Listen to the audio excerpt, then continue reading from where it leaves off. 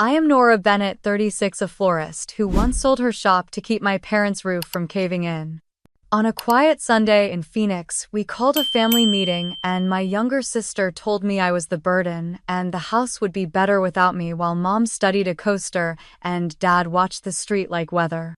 I set my keys on the coffee table and walked out with my name still mine. That night, I pulled my card from every bill carrying it. 3 days later, an orange notice clung to our door. The HOA sent a courtesy notice. Nextdoor buzzed, and my phone filled with demands dressed as apologies. People will say this is revenge. It is not. It is the moment a boundary clicks into place after years of paying to be invisible. Come back with me to the living room in Arcadia Light, to the breath before the words that changed everything. The desert light slid through the sheer curtains and pooled on the coffee table where I set the vase. Peonies full and flushed. Lilies with quiet white faces. I tucked in eucalyptus because I wanted the room to smell like something living.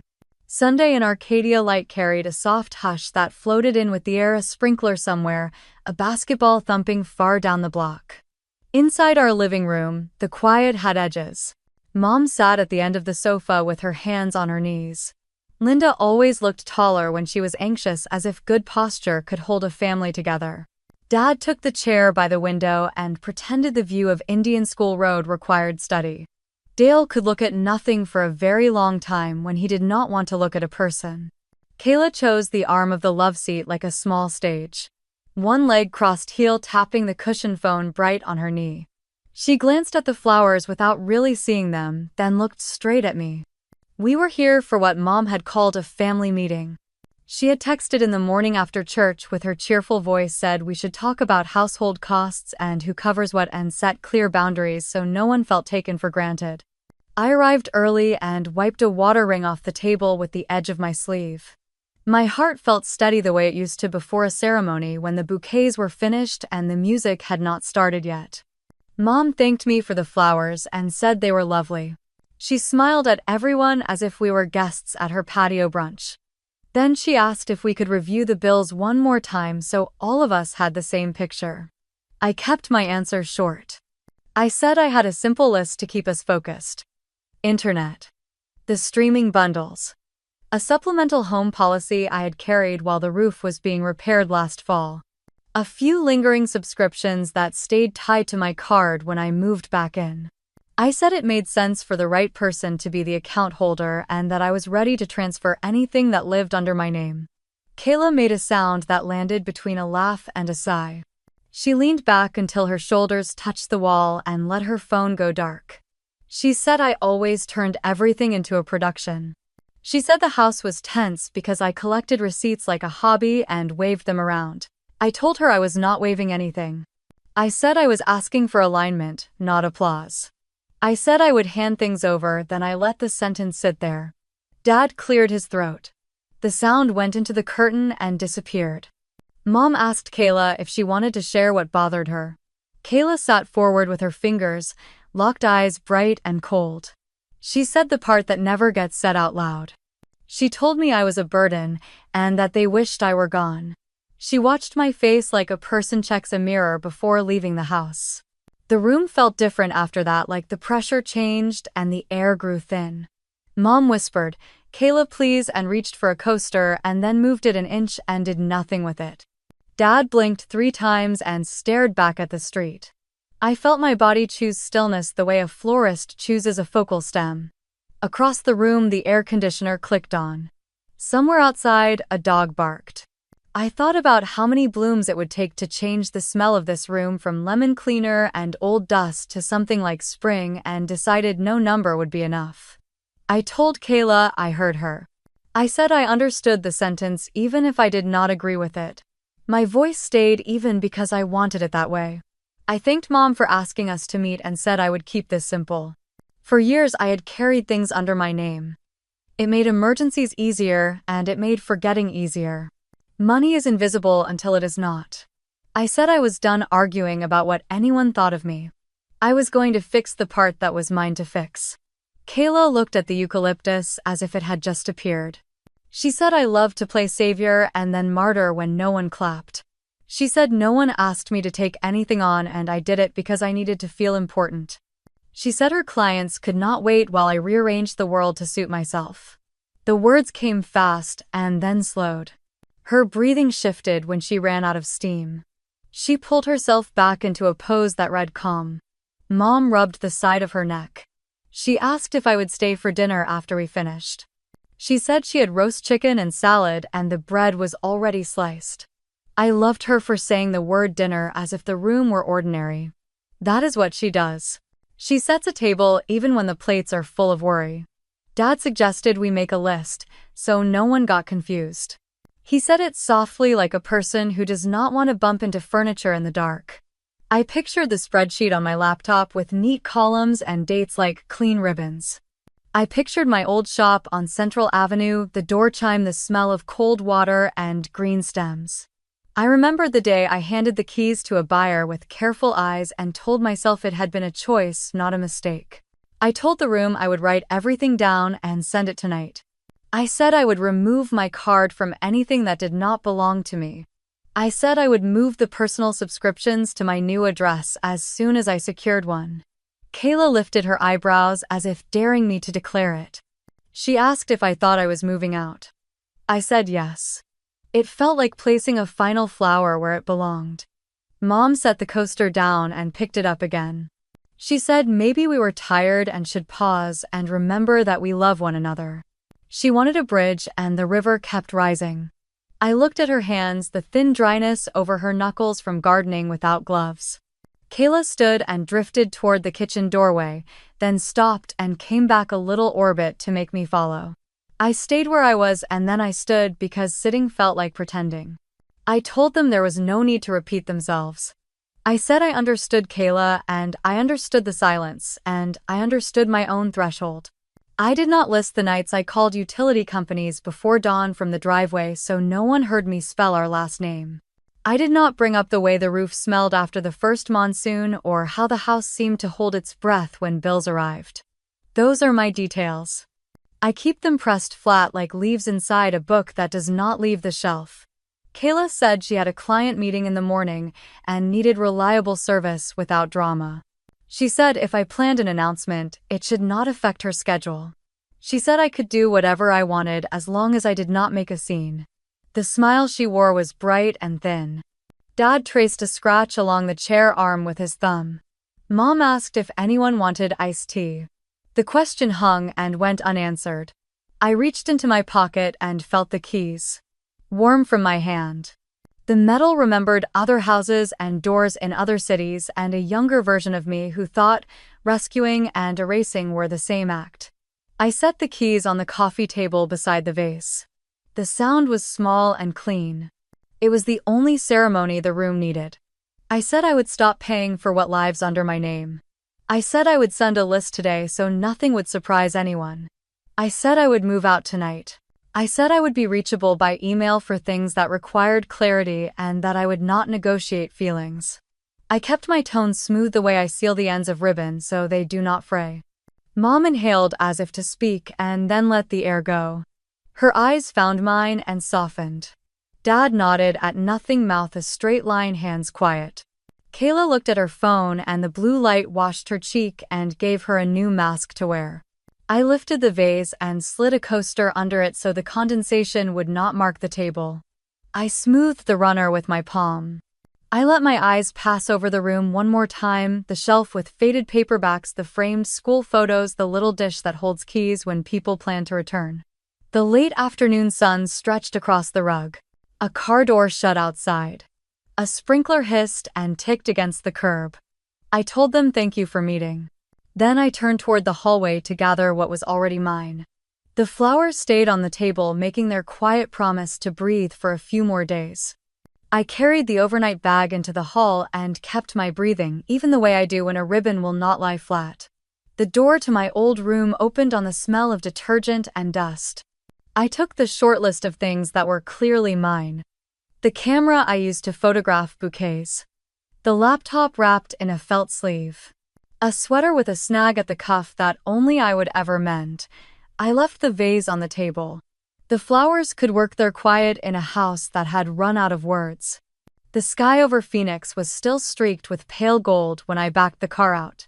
The steering wheel was warm from the sun. I turned left toward Indian School and kept going until the streets widened and the sound of the house fell off of me. I drove to a roadside inn that looks after tired sales reps and travelers who missed their flights. The clerk slid a key card across the counter and told me to park near the stairwell. The room was clean and a little sad. 2 firm pillows, a fixed smile and a picture of saguaros, a hum from the air unit that did not quite cover the sound of someone wheeling ice down the hall. I set the laptop on the desk and sat on the edge of the bed with my palms on my knees until the first tremor of adrenaline was done. I knew what I had to look at next. It was not pretty, but it was mine. I opened the laptop and cleared the notifications and pulled up the folder that lives on my desktop. I called it Desert Bloom Archive on a day when I still believed I would reopen the shop under the same name. The first file in the folder is a scanned packet from June of 2019. The buyers and I stood at a narrow conference table downtown. We signed our names until the letters looked strange. $180,000. I remember the wire landing and the way relief felt like a thud, not like a song. I walked outside into a heat that had already learned my name and called Mom on the sidewalk. She cried and said she would bake a peach cobbler that weekend when we could all breathe again. I scrolled through the messages from that month. Subject lines like roof estimate and delinquent notice and Maricopa County Treasurer. Notes in Mom's voice that said your father is pretending he can fix the leak with a tarp and a prayer, and I cannot sleep when it rains. A list from Dad in his careful block letters of what he would repair himself and what he could not. I called SunWest Credit Union and listened to a recorded voice say your call matters. It mattered to me because the house mattered to me because the people inside it mattered to me even when they did not seem to know what to do with me. I sent payments that week like I was putting out small fires. The arrears on the mortgage. The property tax for the half year. A chunk to the roofing company so they would pull permits. I left the title office with a folder full of papers and a bruise of a headache and drove across town to meet a contractor under a blistering sky. I brought cold water because that is who I am. When the roofers began, I sat on the steps and answered calls from brides, and told them my shop was closing and I would refer them to someone good. I kept my voice bright while a man in a harness scraped away old shingles and revealed the secrets of our house to the sun. From July of 2019 through June of 2024, the rhythm was steady, the way a heart can be steady even when it is tired. Electric and water when they posted. Internet and 2 streaming bundles that Kayla needed for her design work and that Dad pretended not to watch late at night. A supplemental home policy I picked up when the roof repair began because the contractor advised an extra layer while the work was open. The numbers march across the spreadsheet I built on a Tuesday after dinner. Electric hovered around $280 in the hot months and sank a little in winter. Water averaged close to 90. Internet sat stubbornly near 75. The home insurance I carried came to just over $310. Property tax installments hit like a small thunder on the months they fell due, a little over $360 at a time. Repairs did not care about my calendar. The water heater in January. The garbage disposal in May. The apology flowers that I sometimes brought home for myself on a Thursday when no one noticed what I had done. I made a column that I called Ordinary Miracles. It showed how the light stayed on and the water ran and the router blinked its little blue eyelid because I typed numbers into forms and pressed submit. I did not put my name in that column because what I wanted was not credit. What I wanted was for the people I loved to stop living in fear of the next envelope. If fear were a plant, I would have found its root and pulled until it came up whole. It does not work that way. Fear loves shallow soil. It grows everywhere. Around the time the roof dried and the house stopped smelling like damp plywood, I moved back into my old room so I could be closer if the next leak came. I told myself it was for a season. Then seasons blurred. Mom started leaving little lists for me on the counter. Do we have to pay the HOA this week? Is the water on auto? Does the trash pickup charge extra for bulk? Dad said he would cash his checks from the lawnmower repairs on Friday and asked if I could float the electric until then. I said sure, and the sure became a small habit in my mouth. Kayla rolled her eyes when I asked about shared services and said I was obsessed with control. I tucked that sentence into a drawer and closed it. At the motel desk, I pulled up bank statements and started building a binder out of pixels. I could hear the ice machine again. I named the folder Boundary Plan Phoenix because I needed to say the plan out loud to myself. I dragged in PDF statements from the electric utility and the City of Phoenix Water Services and the internet provider. I downloaded confirmations for the policy with Sawara Mutual that I had carried while the roofers were on the ladder. I pulled 5 years of property tax receipts from the county portal and stacked them by date. I screenshotted transactions that tied to accounts where the login sits under my name. I wrote a note in the corner of the spreadsheet that read, "Remove card from all non-personal services." I wrote another that read, "The person who uses the service is the person who holds the account." My phone buzzed and went still. I did not pick it up. The room smelled like lemons and a memory of chlorine. I did the math I already knew but needed to see again. The average came to roughly $2,300 each month across 5 years. That does not include the pieces you cannot put in a cell. The early calls to a utility when the website locked up and the chatbot looped. The walk to the curb with a heavy can when Dad's back went out and Kayla had to finish a mock-up. The moments when Mom stood at the sink with wet hands and asked if we would ever feel normal again, and I said of course.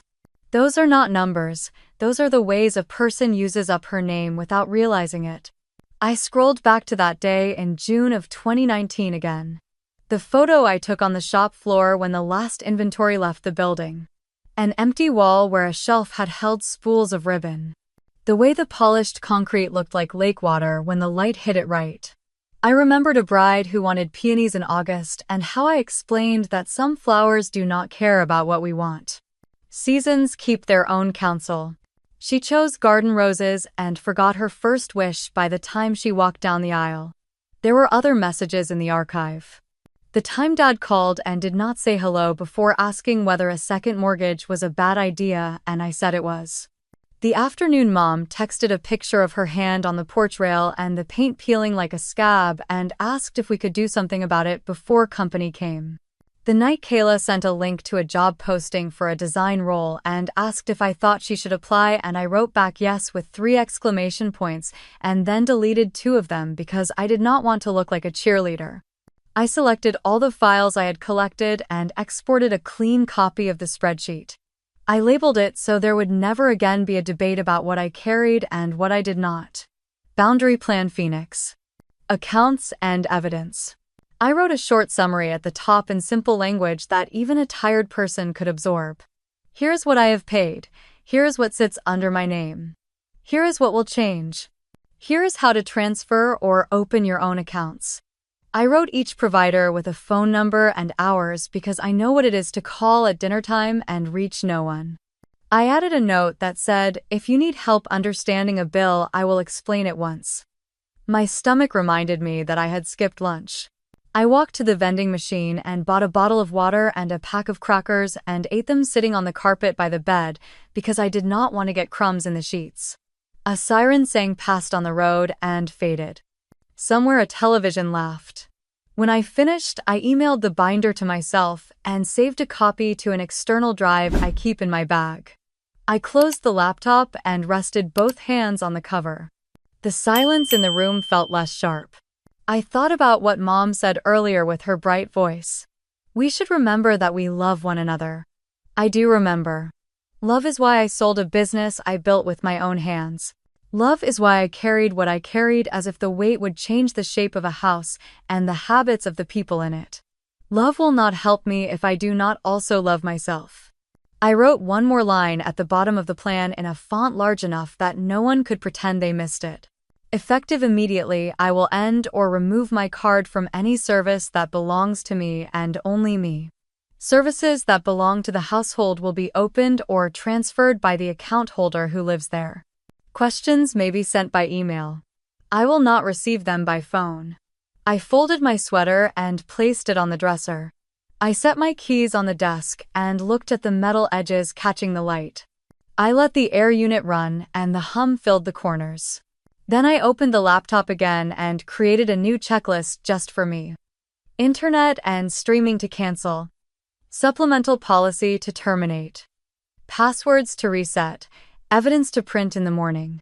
I titled the document with a date so the next time anyone asks me when anything happened, I can point to a day on a calendar and not a feeling. The list waited on the screen like a clean counter before a floral order. I could see the work. I could see the sequence. I could see my way through. The list sat open while the motel air unit hummed steady and a new kind of quiet settled inside me. I shut the laptop, slid it into the felt sleeve, and packed the few things I had taken from the house. The parking lot was already warm. I drove east with the sun rising over the low roofs and the palms past bakeries opening their doors and joggers skirting the shade. Camelback Mountain lifted up in front of me like a familiar landmark that had waited without judgment. Mason answered my text at a red light and told me to come by. He and Sophie live in a stucco place not far from the trailhead, the kind of house that smells like coffee and oranges even before you step inside. He opened the door before I knocked and asked if I had eaten. I said a little and he said that would not do. Sophie came in from the patio with hair gathered in a clip and a dish towel thrown over one shoulder. She pressed a glass of water into my hand first and then a plate with toast and eggs that tasted like they came from a better morning. We did not drag the whole story into the room. Mason has a sense for when words help and when silence does more. He let the coffee drip and asked if I had a plan. I told him I had a document with accounts and a sequence. I told him there would be calls to make and forms to submit. He nodded and said the important part was that the plan was mine. He said he kept thinking about a man he knew in his landscaping days. Greg Dalton. Greg had paid for his grown kid's apartment and car and daycare and a few more things that crept in through the cracks. One day the kid said that Greg was in the way. Greg said he understood, and then he turned off every support that lived under his name. He did not slam doors. He moved to a smaller place near the river and answered calls when they were about weather and birthdays. Mason said the calm that came over Greg made him seem 10 years younger. I listened and felt the story settle next to my list. I could see the shape of a boundary that did not need to be loud to be real. Sophie took my plate and came back with her own mug and sat at the edge of the armchair like she was keeping watch. She asked what I needed from them today.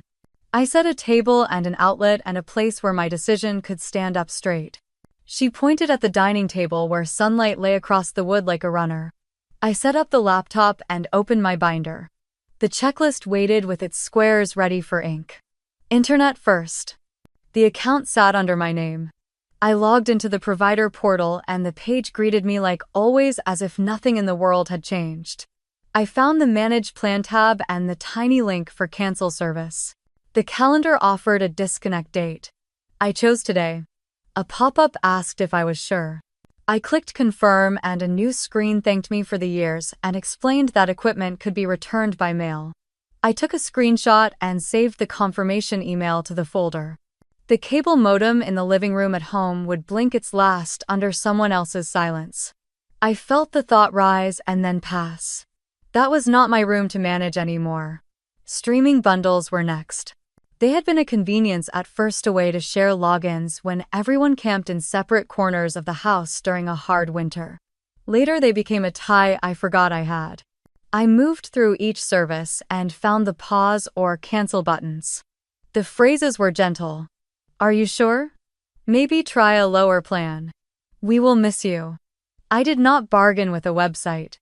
I ended them and took screenshots and filed each email.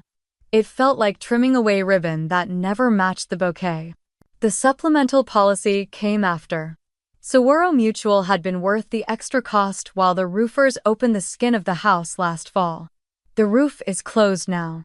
The gable sits tight against the sky. I opened the policy page and entered my cancellation request with the reason listed as work completed and no longer necessary. It asked for a date. I entered today. A notice appeared about any refund of unused premium. I took note and filed the message with the others. The folder on my desktop grew heavier in a way that made my shoulders feel lighter. Electric and water were different. Those accounts live under Linda and Dale. I opened the bank panel and removed my card from AutoPay where it had sat like a quiet backstop for years. I scrolled through the transfer templates and deleted the ones that sent money by habit. I felt a tug of muscle memory and let it go. The point of a boundary is not to starve anyone. The point is to return responsibility to the person who owns it. My phone buzzed against the tabletop. The screen lit with a text from Dale. A single line asking if the Wi-Fi had glitched and whether I could take a look because he needed to respond to a mower repair request that came in late. I held the phone and let the urge to fix roll through my hands and out my fingers. I typed a brief reply and then set it aside. I told him the account had been scheduled to disconnect under my name and that he could call the provider today to set up service under his. I added the phone number and hours and the note about an installation window. I did not add apology. I did not add explanation. I pressed send and turned the phone face down. Mason came by with more coffee and set it where I could reach. He asked if I wanted him to sit with me while I did the rest, or if I preferred to work alone. I said he could sit and read his paper and let his presence do the work that words could not. Sophie put a bowl of clementines at the corner of the table and told me to eat one whenever my jaw clenched. I smiled because she was right. I peel fruit when I am tense. The simple work of easing the skin away settles me. I went back to the binder and checked the squares. Internet done. Streaming done. Supplemental policy submitted. Bank auto-pays removed on the household accounts. I drafted a simple email to Linda and Kayla with the subject line that named the day so there would be no confusion. The message had 4 short parts. Here is a summary of services I ended that sit under my name. Here is a list of household providers with phone numbers to open new accounts in your own names. Here is what to expect in terms of timing. Here is how to reach me by email if you need the same information once. I attached the PDF and the screenshots and the spreadsheet with totals. I read it once for tone and once for clarity, and then I saved it in drafts. I wanted one more piece in place first. The last item on my list reads passwords to reset. It is not punishment. It is the equivalent of locking the flower cooler at night, so inventory does not wilt. I reset the passwords that guard my banking and my email and my cloud storage. I logged out of shared family consoles. I removed my profile from the living room television app list. Each small action closed a door that had been left open for too long. Another text arrived from Dale while I worked. He said he would call the provider and asked if I had a preference for speed. I wrote back that the basic plan is fine for email and that the higher tier helps with streaming and heavy uploads. I said the person paying should decide what they needed. He sent a short thanks. My phone went still. Late morning leaned over the backyard wall and brightened the tile. Mason rustled his paper and said that the trees needed water. He left and the hose hissed somewhere outside. Sophie asked from the kitchen if I liked tuna or turkey and I said, surprise me. She surprised me with turkey and avocado on toast and a handful of chips in a blue bowl. I ate and kept moving down the list because momentum is a friend in these moments. I opened my calendar and blocked a window tomorrow morning to print and sort a physical copy of the binder. Courts and contractors and confused relatives respect paper. I titled the appointment with words that would steady me if I woke up unsure. Evidence and clarity. I looked at the squares left and realized the work for today was nearly done. I went back to the first item on the list to be certain. I reopened the internet provider page to confirm the disconnect order had gone through. The screen showed a date and a request number. I took one more screenshot and saved it with a file name that began with the year and month, so it would sit in order no matter what system tried to jumble it. I sat back and let my spine relax. The room felt different, as if someone opened a window and let out stale air. I thought about how heavy a bouquet can feel to a bride until I tell her to drop her elbows and let the stems rest in the crook of her hand. The weight does not change. Her hold does. That is what this morning had been. The same house. The same bills. A different hold. Mason returned with damp cuffs and a grin that said the lemon tree would live another year. He glanced at the laptop and asked if I found the bottom of it. I told him I could see it now. He told me that was the thing with holes. They are only endless if you keep digging. Sophie cleared our plates and said I had earned a half hour of not looking at a screen. She suggested a short walk to the end of the block where bougainvillea ran wild along a wall. I wanted to take that walk. First, I wanted to close the circle. I clicked the final confirm on the last service that belonged to me. The page spun and then settled on a statement that the change was complete. I pressed the keyboard for a screenshot and watched the file slide into the folder. I refreshed my inbox until the confirmation email arrived and dragged it where it belonged. Then I closed the laptop and laid my palm on the cover as if it were a beating thing that needed calming. The weight between my shoulders shifted. It was not dramatic. It was the difference between carrying a pack up a grade and setting it down on a flat patch of earth. I stood and the air felt a shade lighter. Outside the mountain kept its shape and inside I felt a shape return to mine. Morning filled the guest room with a white square of light and the smell of coffee drifted in from the kitchen. I lay still long enough to hear a dove on the wall and the click of Sophie opening cabinets. Then my phone started buzzing across the nightstand like a trapped bee. The first call flashed Kayla. I let it ring once to steady my breath and answered. Her voice was already running.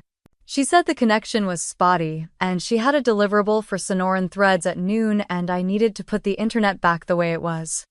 I told her the account under my name was scheduled to end and that the person who lives there should open a new account in their own name. I said I could text the provider number and the hours. She said I was trying to ruin her work and that real family does not pull power moves. I repeated the boundary slow and even the way I cut stems underwater so they do not panic. I said I would not turn anything back on. She hung up without goodbye. The screen lit again before it went dark. I set the phone face down and sat up. Mom called next. Linda always starts with a softer tone like she thinks kindness can coax the world back into place. She said a past due notice had come through on the mortgage portal and that she felt sick. She asked if I could help just until the weekend. I told her I would not transfer money anymore and that notices arrive because accounts are not current, not because I changed a password. I said I could text a simple summary to avoid confusion and that I would include phone numbers and steps. Her breath went thin and then she said she did not recognize this version of me. I said this version of me had been here the whole time and now she was speaking. The house smelled like toast when I walked into the kitchen. Mason poured coffee and slid a mug across the counter. He asked if the morning had started loud. I told him it had. He asked if I wanted to sit outside for 5 minutes before I turned the laptop on. I did. The mountain looked like a postcard from a place where people did not make each other small. Sophie set a bowl of berries between us. She said 5 minutes is not a cure, but it changes how the next 5 minutes feel. She was right. Back at the dining table, I opened the binder and began the audit I had promised myself. I checked confirmations for the internet disconnect and the streaming cancellations. I pulled up the Saguaro Mutual portal and saw the pending status for the supplemental policy, a neat little line that would settle out by end of day. I was about to close the tab when a banking alert popped on my screen. A small charge not large enough to scare me, but wrong in the way a wrong note can wreck a song. I clicked through to details. A design app I had set up years ago for a client proofing session, the kind of service that charges per seat. The payment method listed the last 4 digits of my card. I sat very still.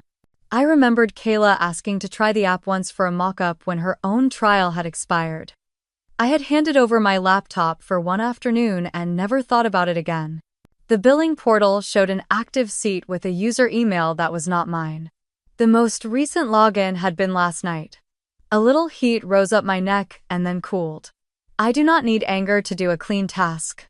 I opened my password manager and reset my credentials for the app. I logged in, removed my card from the payment page, revoked the extra seat, and changed the main account email back to mine. The site sent me 3 messages in quick succession. Your password has been updated. Your payment method has been removed. Your team license has changed. I screenshotted each one and slid them into the evidence folder. My phone lit again with Kayla. I did not answer. I typed a text instead. I wrote that the design app she had been using was tied to my payment card and that I had removed it. I wrote that she would need to open her own account if she wanted to continue her work. I included the link to the sign-up page and the note that she would likely qualify for a discounted plan as a freelancer if she asked customer service. I did not add any sentence about boundaries. The facts were enough. I needed clarity on the line between ending support and doing harm. I looked up the number for Ortiz and Rowe and asked for a short consult with Rachel Ortiz. The receptionist put me into a late morning slot. Rachel called right on time. Her voice was calm and sounded like it belonged to someone who keeps neat stacks. She asked who held which accounts. I told her. She asked what actions I had taken. I told her I had ended services in my own name and removed auto-pays for accounts in my parents' names and revoked a single software seat that billed to my card. She asked if I had touched physical equipment or interfered with any service within the home. I said no. She said what I had done sounded lawful and measured. She reminded me not to touch property that is not mine and not to represent myself as an account holder when I am not. Document everything she said because tired people forget they heard the plan. I asked about no contact when calls turn accusatory. Rachel said I could set conditions for contact, for example email only and only about logistics. She suggested a simple script. I can respond to clear questions about accounts I controlled. I cannot engage on how you feel about my choice. She said that if it escalated, I could tell them to stop contacting me by phone and use email. If they ignored that, I could consider a stronger step, but she thought clarity might be enough. She asked if I had a safe place to stay, and I told her about Mason and Sophie and the spare room with the white quilt. She said safety includes bank logins and 2-factor codes, and those were already secured. She asked if there was anything else. I thanked her for giving me a fence line I could see. After the call, I made a few tidy notes and filed them under legal in the binder. Then I drafted the message to Mom I had promised. I kept it short and clear enough that a person could read it with a headache and still get the point. I wrote that effective today I had ended the internet and streaming accounts that exist under my name. I wrote that I had submitted cancellation of the supplemental home policy and that any refund would be handled by the insurer. I wrote that I had removed my card from autopay on the electric and water because those accounts are not in my name. I wrote that the person who lives there and owns the account should open or transfer service with the providers. I listed each provider with the customer number and the hours. I wrote that I would answer a single email if help was needed understanding a bill, and that I would not discuss feelings by phone. I read the message aloud to hear where it shook. My voice faltered on the word feelings. I steadied it. I added one last line that said, I will not respond to calls from Kayla today. Then I hit send and watched the little blue bar cross the screen. Immediately the phone lit with Kayla again. I changed the setting that silences calls from a chosen contact. The phone gave a gentle vibrate of acknowledgement and then rested. My hands rested too. Sophie peeked around the doorway and asked if I wanted to walk to the corner for lemonade. I told her I would catch up in a minute. I opened the inbox and saw the confirmations stacking like small white tiles. Internet scheduled for disconnect. Streaming plans ended. Software license changed. I filed each one in its place. I closed the binder and set the laptop aside. Outside the street had settled into noon. Heat pushed up from the pavement and a hawk rode a wide circle above the cul-de-sac.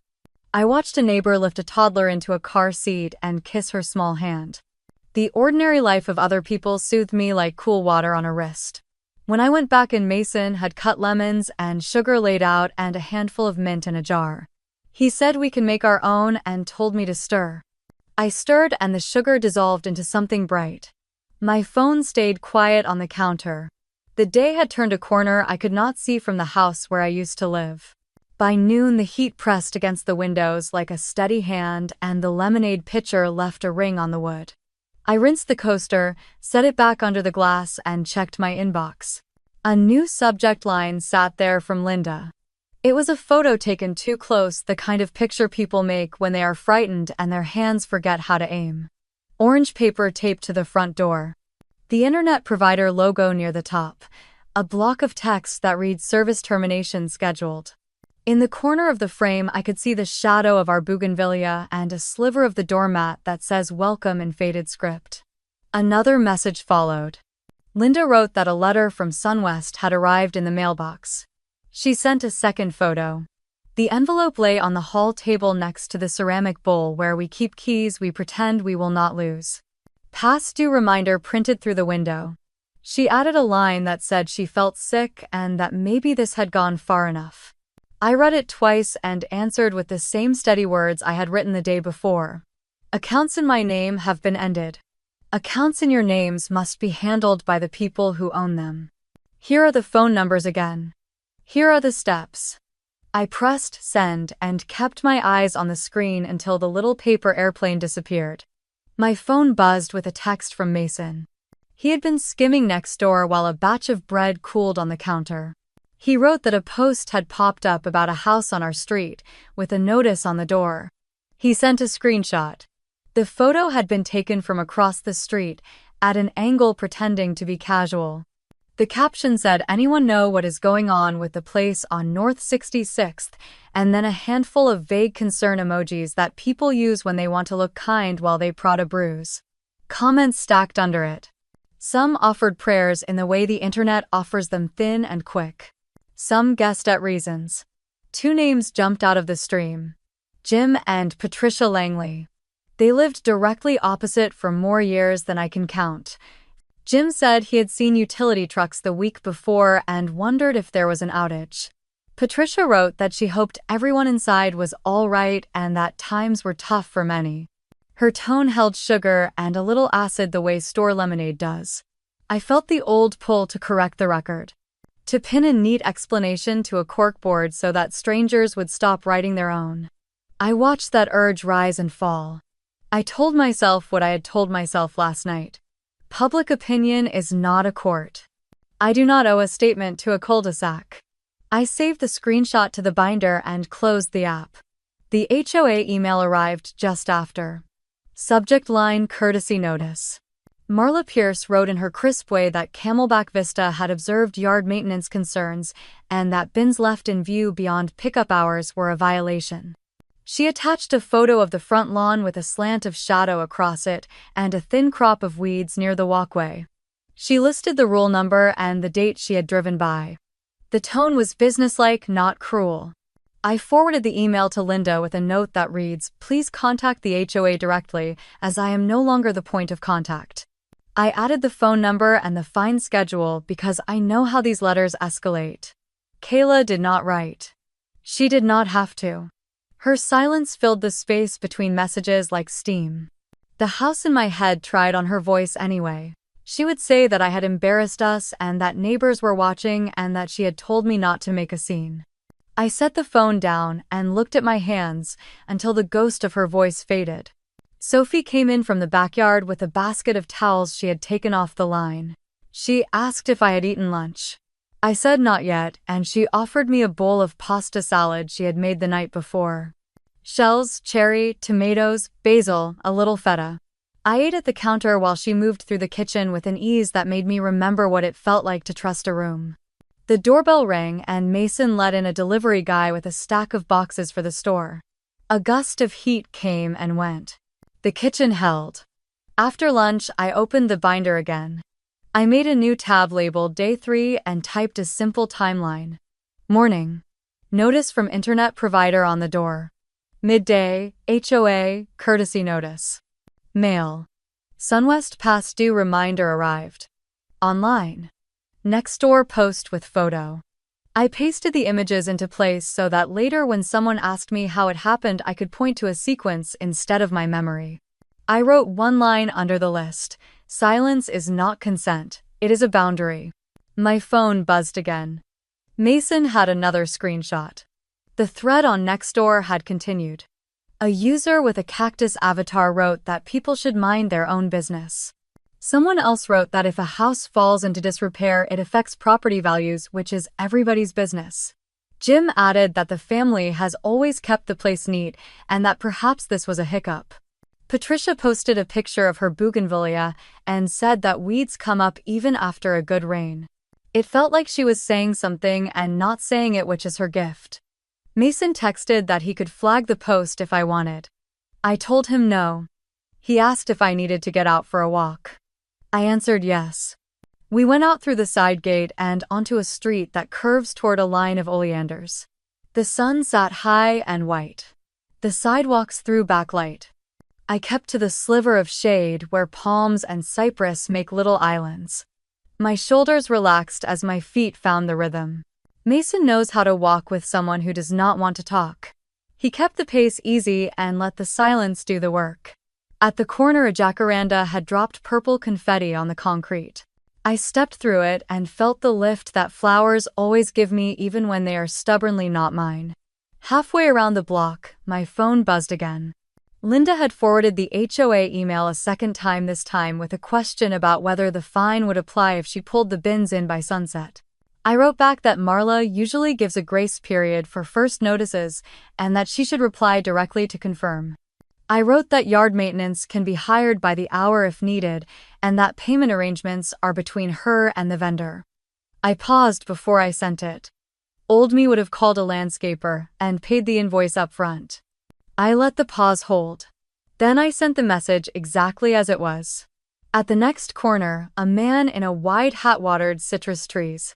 He lifted his hand in a polite half wave. The water arced and made dark freckles on the dirt. I breathed in and tasted the mineral clean smell of hose water, the same all over the city. Mason pointed at the mountain and said the trail would be baking by now. I said I was happy to keep to the flats. He said flat is a gift when you have been climbing.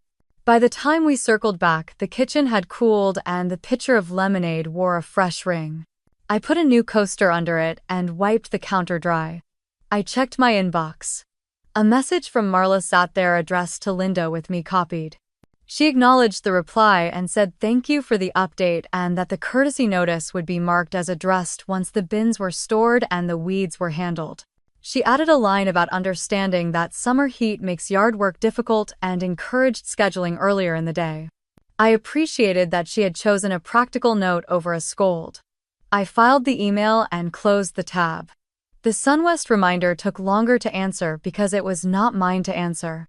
I did nothing with it. Instead, I returned to the Day 3 tab and wrote a sentence that read, "Mortgage reminder, arrived by mail to the homeowners."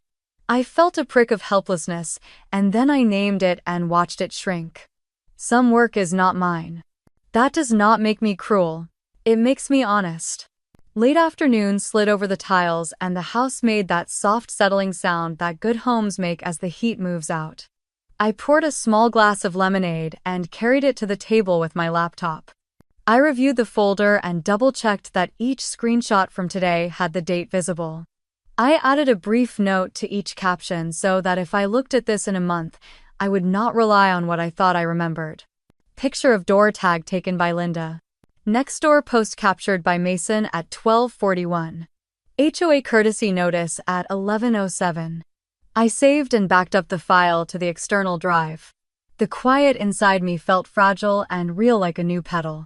I did not want to bruise it by scrolling through strangers again.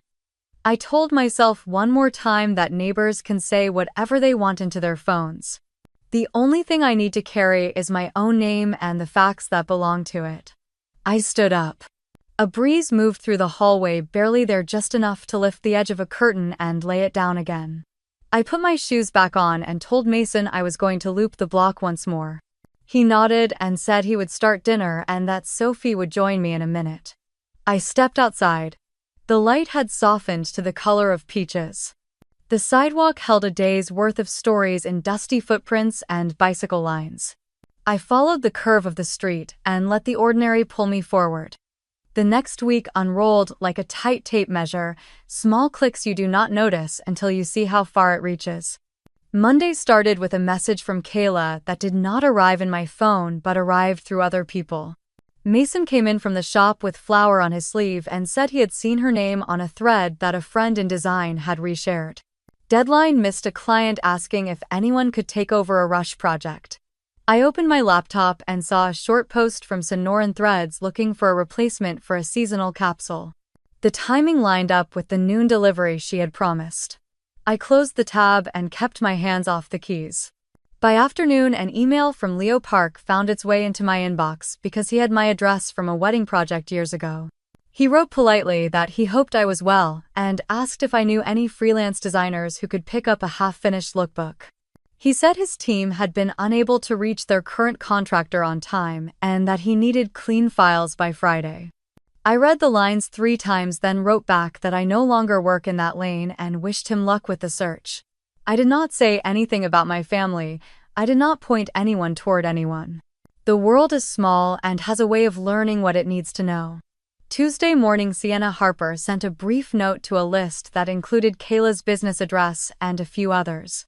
She reminded her team about deliverables and client expectations in the coming quarter. The lines looked like a general reminder, but the last sentence had the weight of a private warning.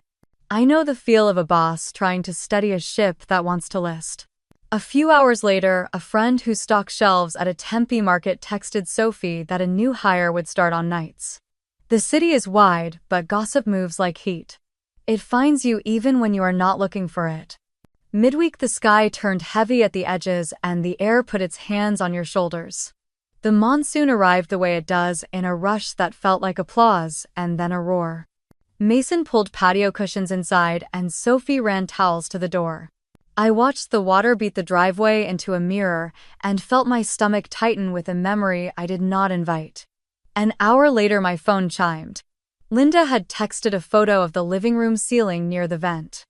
A small bloom of water had spread into the paint like a bruise. She wrote that the bucket was out and asked if I still had the roofer's number. My first instinct reached for the file before I remembered the line I had drawn.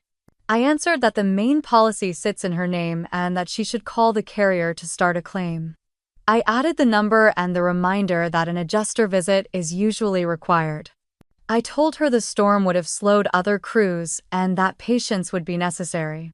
She replied that she would call right now and then wrote that she wished this was not complicated. I did not answer that part. The storm moved on, shouldered by a late sun that turned wet asphalt into glass. The house would be hot and a little sour from the damp. I could smell it just imagining the hallway. I shook the picture loose and sat with Sophie at the table while she looked up recipes for something cold that did not need the oven. When the room grew quiet again, another email blinked across my screen. Camelback Vista HOA had escalated from courtesy to fine. The subject line named the lot and the account number. The body stated weeds along the front walk, bins visible past allowed time, and a missed yard maintenance cycle after a previous notice. The fine was small, the sort of fee that looks symbolic until the next letter doubles it. I forwarded the email to Linda with the link for payment and a note that said she could also request a hearing if she believed there was an error. I did not add any sentence about how easy it would be to pull 2 weeds and push a bin because living inside someone else's mess has a way of making simple things feel impossible. The claim adjuster timeline landed the next morning. Linda called the insurer and then called me. She said the earliest appointment was next week and that the policy deductible would apply. I could hear her weighing the number before she said it. It was not ruinous, but it was enough to make a person with a thinning account wonder if a bucket might be cheaper. I told her again that decisions about repairs sit with the homeowner and that the insurer could advise about damage and coverage. She said her head hurt and that the storm came at a bad time. Storms usually do. Dale sent a short text midday asking if I had suggestions for getting job requests without home Wi-Fi. He wrote that a neighbor mentioned a library has computers. I wrote back that libraries do and that the branch on 44th Street keeps longer hours on weekdays. I added that a phone hotspot might be enough for email if he wanted to upgrade his plan temporarily. I did not offer to drive or to sit in the parking lot while he drafted messages. He can ask me for information. He cannot ask me to keep being the net. By Friday, the fine clock ticked again. The second HOA notice included a photo of the same weeds and a line about penalties if the matter remained unresolved beyond the next week. Patricia posted on Nextdoor about a community cleanup morning, and the comments thanked her initiative. Jim wrote that he could lend a trimmer if anyone needed. I did not volunteer our address. I did not ask strangers to cross a line Linda and Dale have not asked me to cross. I saved the screen and closed the thread. The house at Mason and Sophie's felt like an island with shade. We ate salads and fruit and laughed at a video of a kitten that a niece had sent. Normal life threaded through the days like soft string, and I let it hold me. If I looked toward Arcadia, a muscle in my jaw went tight, so I looked at the mountain instead and practiced the discipline of not touching trouble that does not belong to me. Saturday afternoon, the sky cleared to a hard blue and cicadas sang from the palms like rattles. I answered email about the workshop I was planning and ordered ribbon in 3 neutral tones. Midway through a draft, there was a knock at the door. Sophie opened it and turned to me. Linda stood on the porch with a canvas tote and a face that said she had eaten little and slept less. Sophie offered water and moved into the kitchen with a kind of kindness that gives privacy.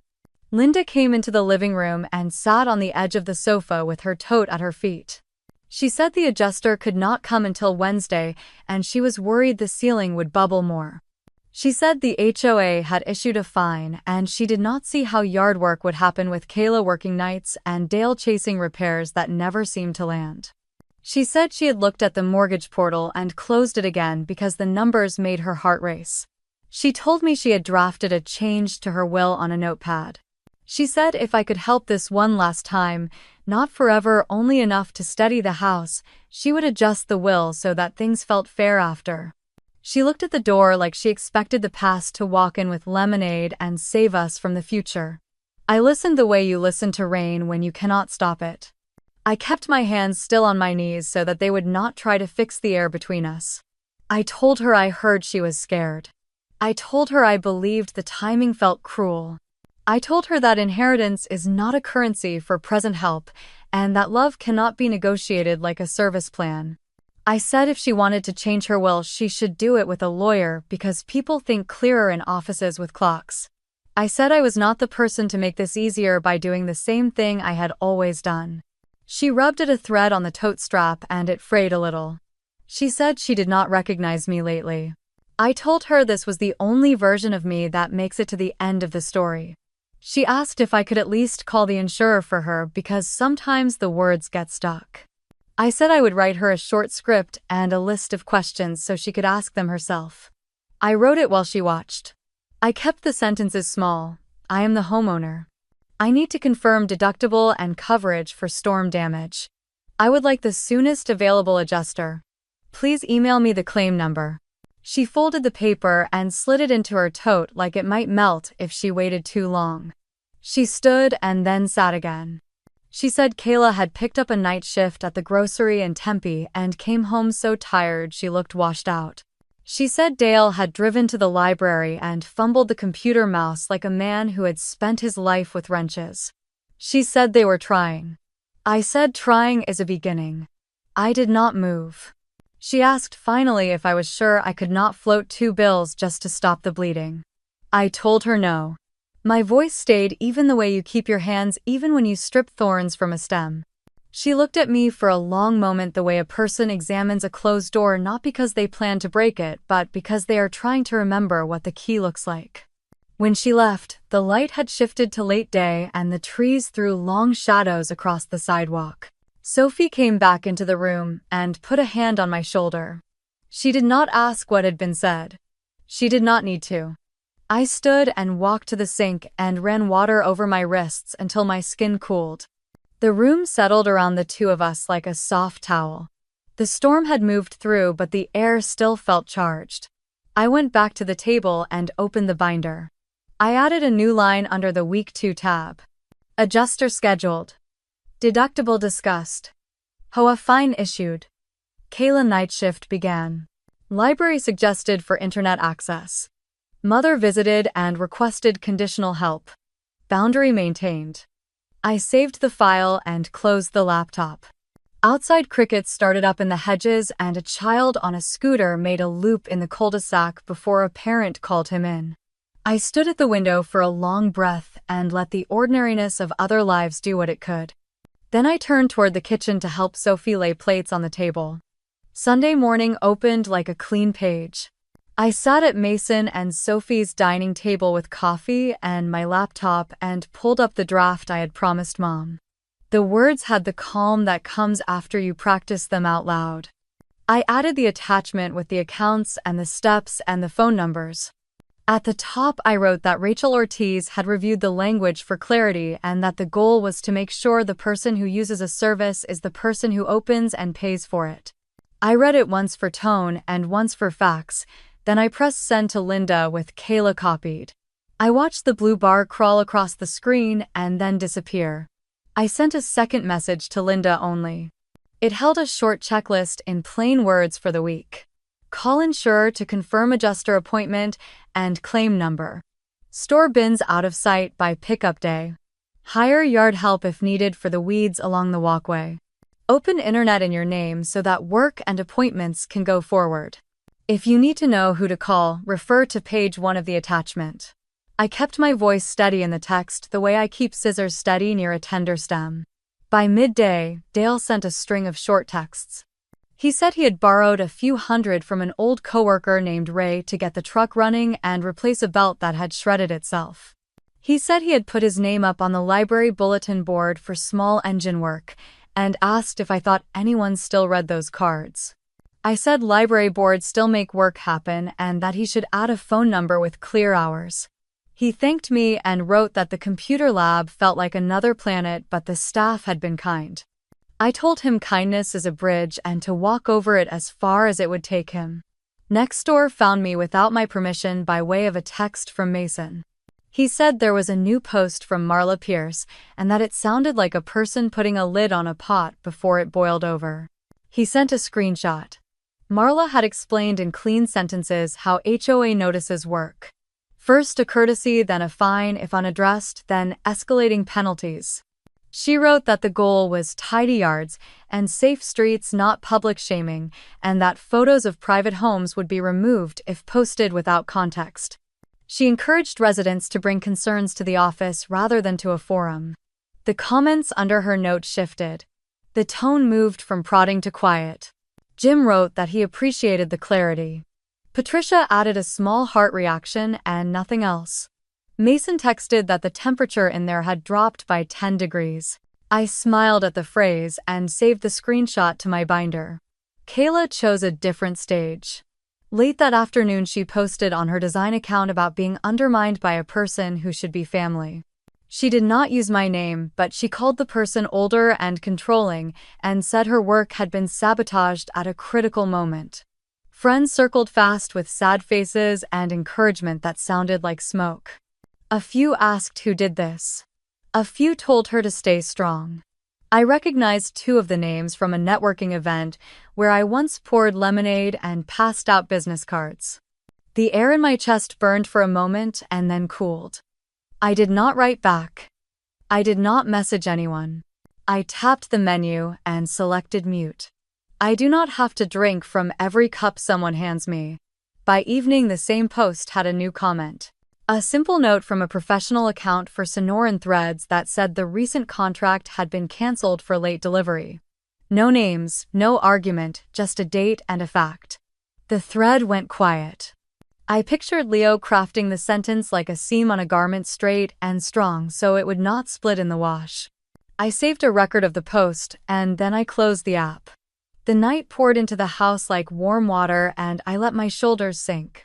Monday slipped into Tuesday with small, sure steps. I wrote to Linda in the morning to ask whether the adjuster appointment had a confirmed time. She said Wednesday afternoon and that she had set out extra towels just in case. She said the deductible number still made her stomach hurt. I told her she could ask the adjuster what repairs could be done in stages to spread the cost. She sent a thumbs up and a prayer hand, the 2 things she uses when she wants to say she is trying. I set the phone down and folded laundry with Sophie while she told me about a neighbor who rescues cats, and the domestic work steadied my head. Later that day, I drafted the email I had been avoiding. It needed to go to everyone at once, and it needed to leave no room for revision by committee. I opened a new message and addressed it to Linda and Dale and Kayla with a blind copy to myself for the record. I attached the spreadsheet with 5 years of totals. I attached the screenshots from the cancellations and the list of providers with numbers and hours. The body of the email was short enough to fit on one phone screen.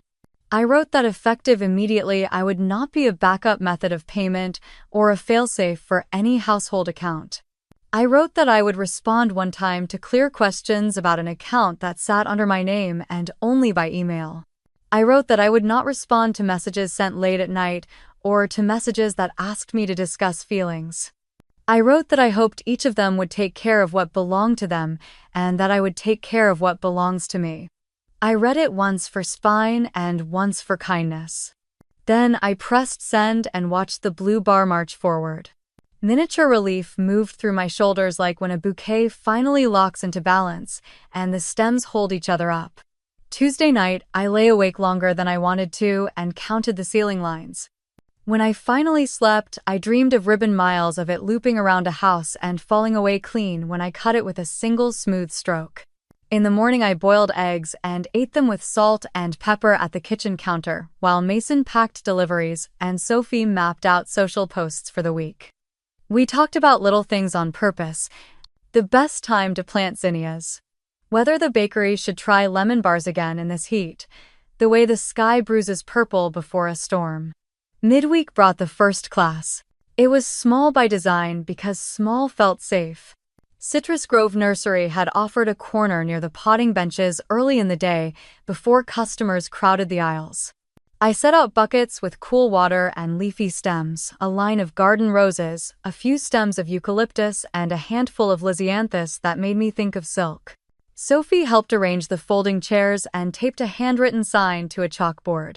Hand-tied bouquet basics with Nora. 6 names appeared on my list, and then 6 people walked in on time with open faces. 2 were brides. 1 was a woman celebrating a divorce with something alive on her table. 1 had a toddler in a stroller who watched me like I was a magician. I started with the way I always start. The vase is a home. Think of your stems as roommates. Everyone needs space and water and light. Your hands are the landlord and the welcome mat. I moved slow and invited them to move slower. I showed them how to turn the bouquet in their hands, instead of twisting their wrists. I told them to breathe in the green smell between steps. We laughed when one rose misbehaved and leaned too far, and I trimmed it back, and everyone sighed when the bouquet found its center. A cicada sang somewhere beyond the greenhouse glass, and a fan pushed the air around our ankles. During the break, one of the brides told me she had followed my old shop on Central Avenue and that she had been sorry when it closed. She said it looked like a place where you could walk in with a need and walk out with a story in your hands. I said that was always the goal. She asked if I still took wedding clients. I told her I did consulting and small design and that I knew people for the big heavy lifts. She smiled as if she had stepped from sun into shade. I felt a small click inside my chest, the kind that says, a piece has found its slot. Class ended with 6 bouquets tied with twine and ribbon and a table washed down and put back in order. I tucked leftover stems into a jar and wrote a thank you on the chalkboard with a dusty finger. People hugged me with that particular gratitude reserved for moments when hands have learned something at the same time as hearts. I loaded the car with buckets and clippers and a folded sign. The nursery manager handed me a small envelope with the workshop fee and a receipt. The paper felt crisp and ordinary in the way money should feel when it is cleanly earned. Back at Mason and Sophie's, the kitchen smelled like cut fruit and cool water. I set the envelope on the counter and washed my hands to the wrists. My phone sat where I had left it. 2 messages from Linda waited. One said the adjuster would come at 3 tomorrow. The other was a photo of the bins tucked away and the weeds pulled the walkway, looking like a promise kept.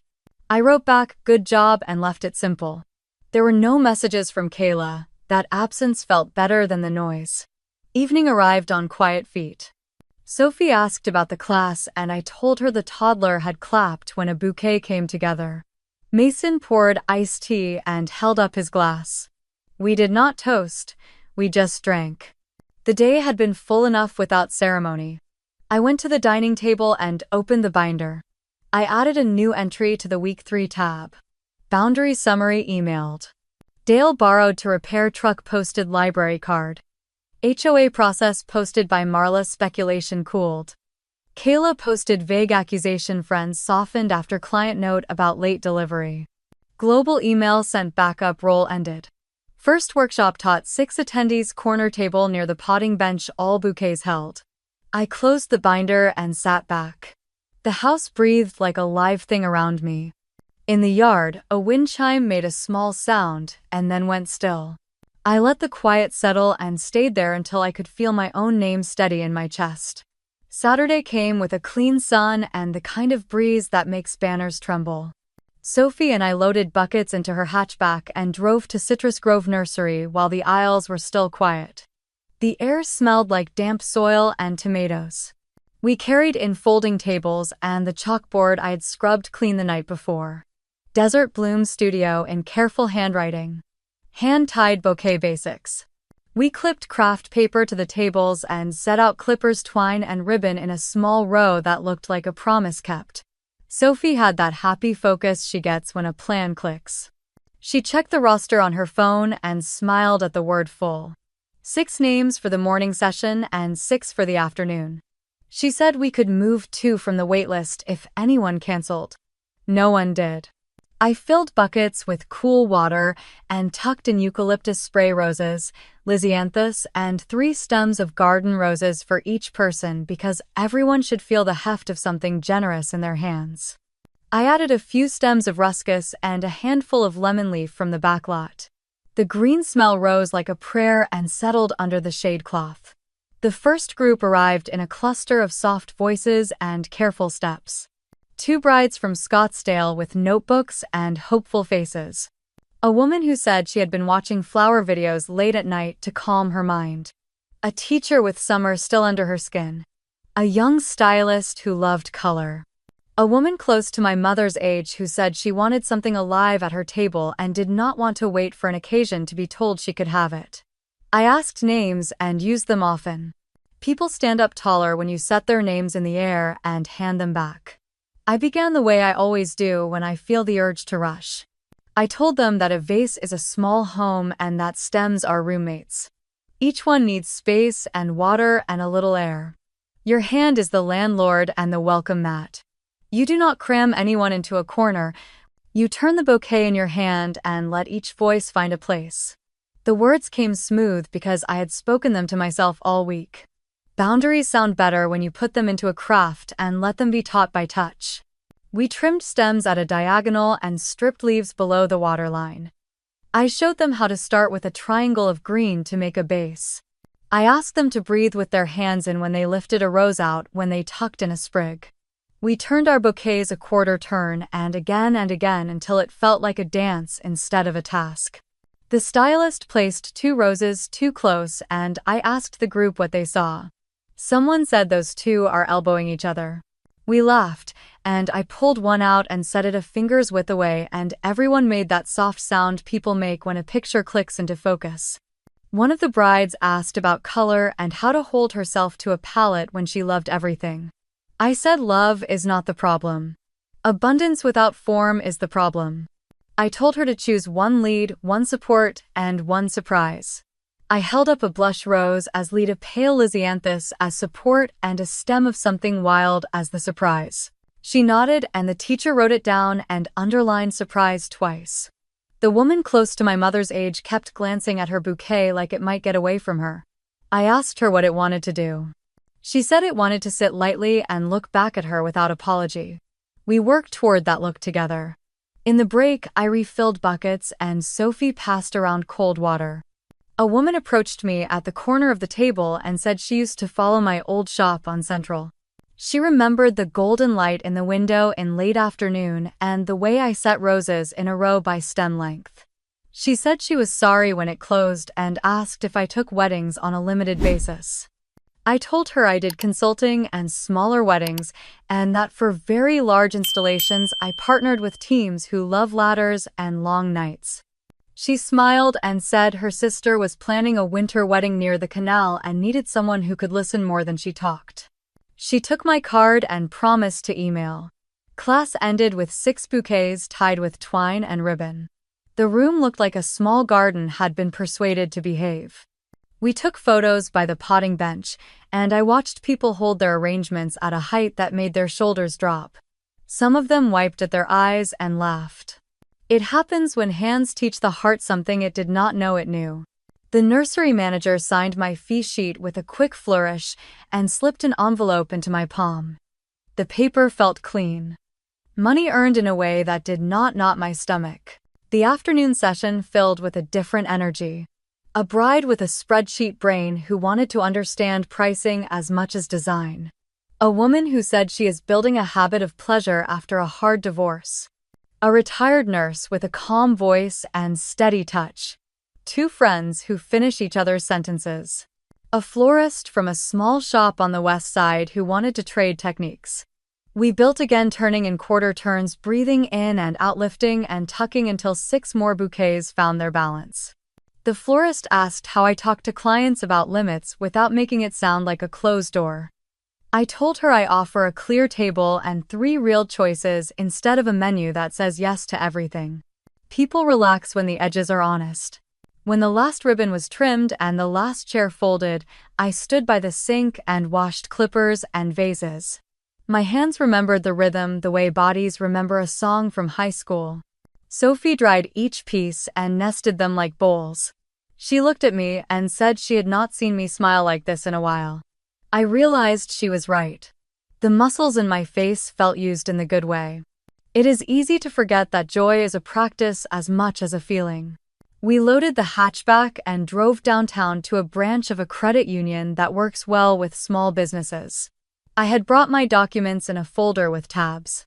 Social Security card license, the simple registration for Desert Bloom Studio that I had filed in the spring, and a letter that assigns me an employer identification number. The banker asked the questions I expected. What services do you need? I said a basic checking account to separate business income and expenses, a savings account to gather tax money so April does not feel like a cliff, and a debit card. She typed softly and handed me temporary checks and a routing number written on a small card. The neatness of it made my shoulders ease. Boundaries on paper feel like rails on a trail. You can walk farther when you are not worried about falling. Next, we met the manager of a small studio space in South Phoenix. The building used to be a print shop and now holds a cluster of clean rooms with high windows and concrete floors. I walked through and touched the sink and asked about water pressure and ventilation and whether deliveries could come before 10. The manager explained the month-to-month terms and said I could paint if I like light colors better than the beige that came with the place. I pictured a work table against the wall shelves for ribbon and twine and a cooler for flowers once I can justify the cost. We signed a short lease that would let me leave if life shifted again. Sophie took a photo of me with the keys and made me promise to frame it. On the way back, I stopped at a copy shop and printed a stack of simple invoices with my new business name at the top. I bought a ledger book because even though I keep everything digital, I like the weight of ink and the way numbers line up by hand. I went home and put the envelope from the nursery into the new account and wrote the deposit in both places. I moved seed money from my personal checking into the business account and left it there untouched. The separation felt like a clean cut on a stem that drinks better after the angle is right. That evening, I sat at the dining table and opened a fresh folder for housing. I started gathering what a lender would ask when the time came. 2 years of tax returns. Bank statements. A letter that explains the transition from full shop owner to consultant and teacher. I read through FHA guidelines and made a list in calm language. Pre-approval target at the start of the year. Keep credit cards under 30%. Do not open any new lines I do not need. Build 6 months of expenses for comfort. I wrote a line to myself in larger letters. No deposit on a condo yet. Keep cash flexible while work ramps. An email arrived as I finished the list. The subject line had a name I did not recognize and a note about a winter wedding. Inside, the woman from class wrote that her sister had loved my feed and that they wanted to talk about an event near the canal in December. She asked if I could meet next week to walk through vision and budget. My hands stilled. Big projects come with their own weather, and I had promised myself to open the door only if the wind felt right. I wrote back yes to a conversation, yes to clarity, yes to a plan that fits the size of the day and the size of my life now. Sophie brought in a plate of sliced peaches and handed me one without a word. Juice ran down my wrist, and I laughed and reached for a napkin. The wind chime in the yard gave a little voice and went quiet again. I looked at the calendar on my phone and blocked time for next weekend's classes and for a walkthrough of the studio with a tape measure. I wrote pick up buckets and make a supply list and call the cooler repair guy to ask about used units that still have dignity. When the house settled into evening, I washed my hands again, liking the way the scent of lemon leaf clung to my palms. I checked the roster for next weekend and saw the word full again. I tucked the phone away and stood in the doorway to the yard. The sky over Phoenix held to a deep, clear blue. Somewhere past the palms a dog barked and then practiced silence. I thought of the morning class the way those bouquets found center when we turned our hands just a little and breathed. The studio keys rested on the counter like a small bell that had not yet been struck. I ran a finger along the tag and felt that tiny surge behind my ribs. Not fireworks, not a parade. More like a seed noticing it has water. I looked down and realized I had been smiling since I left the nursery.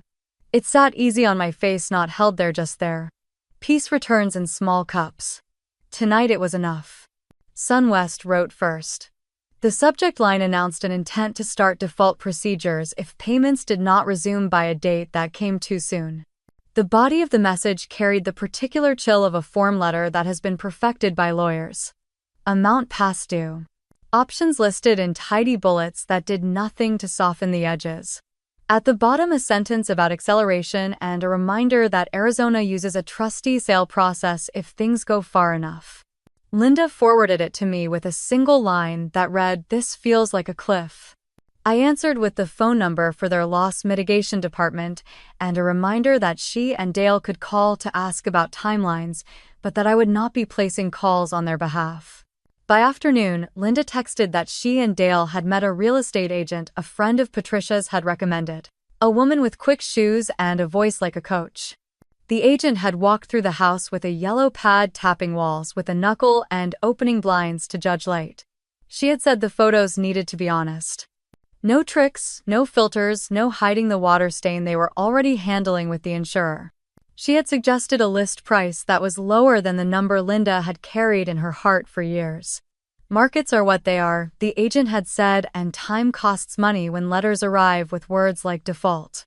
The first week of September began with the photographer stepping backward through the doorway and making our rooms look wider with the kind of lens that knows how to flatter without lying. Linda set a bowl of lemons on the kitchen counter because she wanted the pictures to smell clean even though pictures do not smell.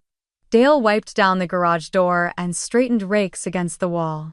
Kayla packed up the desk in the den and said nothing about the echo the room made when boxes moved. Camelback Vista sent a final reminder that the weeds along the walk needed to be addressed and that the bins needed to be tucked away consistently. The fine was no longer small. Marla wrote in her efficient way that the next step would involve a hearing. Linda forwarded the message with a tired note and then another 15 minutes later that said handled. She had hired a kid down the block to pull weeds and run the bins in and out for a month. I pictured a teenager pushing the big can with one hand while wearing earbuds and felt oddly grateful for ordinary muscle. The yard sign went in on a Thursday. I saw it first in a photo from Jim, who likes to document neighborhood moments as if he were our archivist. The white post and the rectangular sign swayed in the late summer breeze. For sale. A smaller rider announced by appointment only. Patricia sent a reply in the thread that read, "Wishing the family an easy closing." She had moved from the language of gossip to the language of benediction, and it felt like a door closing softly instead of a slam.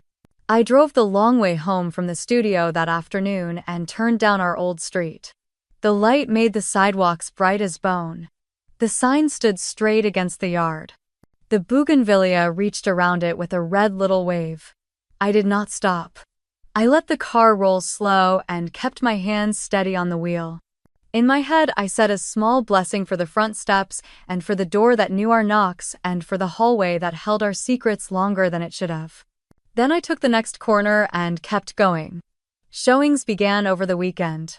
Linda texted that the agent had stacked 3 appointments on Saturday morning. She and Dale took the dog and drove around the neighborhood while strangers walked through the rooms and pictured where their couch would go. The first feedback came by email. A couple liked the light but worried about the roof history. Another wanted more yard for a future garden. A third liked everything except the price. It is always a collection of tiny reasons that make a person step toward a house or away from it. On Monday, SunWest sent another message. A reminder that the account remained delinquent and that a formal notice would be recorded if the arrearage was not cured. The date at the bottom marched closer with the rudeness of a calendar that does not care about human feelings. Linda asked if they should try to make a partial payment to buy time. I told her to ask the loss mitigation team what a partial would do and whether it would stop the recording of a notice. Then I set my phone down and counted my breaths to 4. The first offer arrived midweek. It came in under the list price by more than a little and included a note about the buyer's schedule and a request for a quick close. The agent called Linda and Dale and talked them through the math in a tone that balanced urgency and calm. If they waited, another offer might come and it might not. If the lender recorded a notice, the clock would begin and their leverage would thin. If they accepted this now, they could choose a close date that gave them time to move and avoid the heavy drape of a trustee sale timeline. Linda forwarded the email with the numbers and asked what I thought. My answer was the same sentence I had lived by for weeks. This decision belongs to the people on the deed. Kayla texted me separately. She said the offer was insulting and that waiting would fix it. She also wrote that her boss at Harper & Sage had cut her hours and that nights at the grocery were wrecking her sleep. I read the messages twice and put the phone down without answering. The world had decided it would answer on its own. That evening, I sat in the small studio and measured the wall for a shelf while my phone buzzed and then rested. The light outside had turned the color of honey. Somewhere, a train called out its lonely note. I went home, stirred a pot of soup with Sophie, and listened to Mason talk about the new rye he was experimenting with. The rhythm of other people's work is a balm when yours feels like a question. On Friday morning, I woke to a message from Linda that had been sent late. The subject line included the name of the agent and the word offer, then the word accepted. A second email arrived from the DocuSign system that showed their signatures digital and neat under language that said they agreed to sell to the buyer at the agreed price. A close date sat there like a small flag. 30 days. I felt a strange mix inside me. Relief because a path had been chosen. Grief because the path involved leaving, and something like release because dragging this decision across more days would have been another kind of loss. I drove by one more time at lunch. The sign now carried a smaller rider that said under contract. Jim was in his yard coiling a hose. He lifted his hand and I lifted mine. Patricia stood at the mailbox and pretended to straighten flyers. Her face had softened into something like kindness. I rolled down the window and said I hoped they were well. She nodded and said that houses hold stories and people hold the rest. Her voice skipped the part where she names any of us, and I appreciated how clean that felt. HOA sent a final reminder that any outstanding fines would need to be cleared before closing. The agent forwarded the email to Linda with a cheerful note that said better to settle it now than have it pop up on the final statement. Linda texted that she had paid it and that the account showed 0. I pictured the ledger closing a little clean door in a system I would never see. SunWest wrote again, but this time the note had a different tone. It acknowledged that a sale was pending and asked to be informed of the closing date so the loan could be paid off in full at the table. The word payoff felt like the last breath in a long bad dream. Linda responded with the date and the agent's contact information. I felt the urgency in my shoulders ease one notch. Kayla did not text me that day. Dale sent a short line that read, "Thank you for the library idea." He had found 2 small engine jobs from a neighbor who saw his card. I wrote back that the librarians are the unsung heroes of any town. He sent a smile I could hear through the screen. At dusk I parked a block away from our old street and walked to the corner. The rider, under the sign, fluttered a little in a breeze that came from nowhere. A child biked past with a string of beads sparkling on the spokes. The sky cooled into a calmer blue. I stood there and said the thing I needed to say where only I could hear it. Be well. Then I turned around and walked back to my car. The agent called Linda the next morning to go over a list of small repairs the buyer had requested after inspection. Nothing dramatic. A loose handrail on the back steps. A bathroom fan that rattled. A patch of paint in the bedroom where the water stain had ghosted through. Linda and Dale agreed to hire a handyman for a day and offer a small credit at closing for the fan. The file moved forward. Papers snapped into place like a binder ring closing. When I checked my email that evening, I saw a final confirmation from the agent in my inbox because Linda had copied me. Offer accepted. Repairs negotiated. Closing scheduled for the first week of October. The words were plain and unadorned. They were exactly what the moment needed. I closed my laptop and sat for a while with my hands in my lap, palms up like a person ready to receive and also ready to let go. The title company smelled like copier paper and cold air. First week of October, Linda and Dale sat at one end of the long table with the agent, the buyers at the other, a notary in the middle with a stamp that clicked like a metronome. I waited in the lobby because there was nothing for me to sign. Through the glass, I saw Linda hold herself a little straighter each time a page turned. Dale rubbed the edge of the table with his thumb as if he could smooth out the month with one small motion.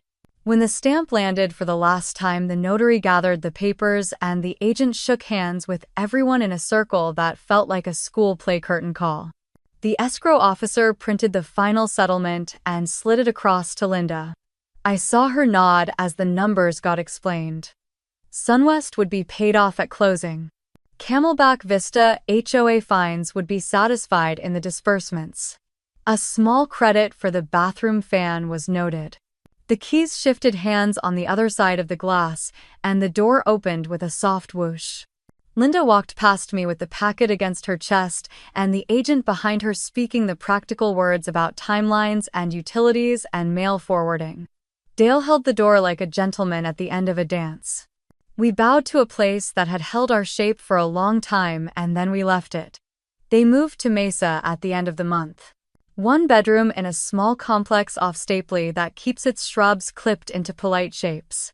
The owner is Victor Alvarez, a man in his 50s with an orderly clipboard and an efficient smile. He met them at the unit to hand over the keys and to point out the window stick that slides if you tug too hard and the breaker that likes to trip if the microwave and the toaster run at once. He asked for a proof of renter's insurance and set expectations around laundry room courtesy. He was not unkind. He was professional the way a clock is professional. Linda sent me a photo the day they unpacked. A narrow living room with a small tan sofa and a coffee table I recognized from our old house. A folding screen had been placed to make a sleeping corner for Kayla off the main room. The bedroom held a queen bed for Linda and Dale and a dresser. The kitchen was the kind that reminds you to stack your plates on purpose because there is no room for accidents. A sticky note rested on the fridge with the first of the month circled and the amount written in block letters. I knew whose hand had done that.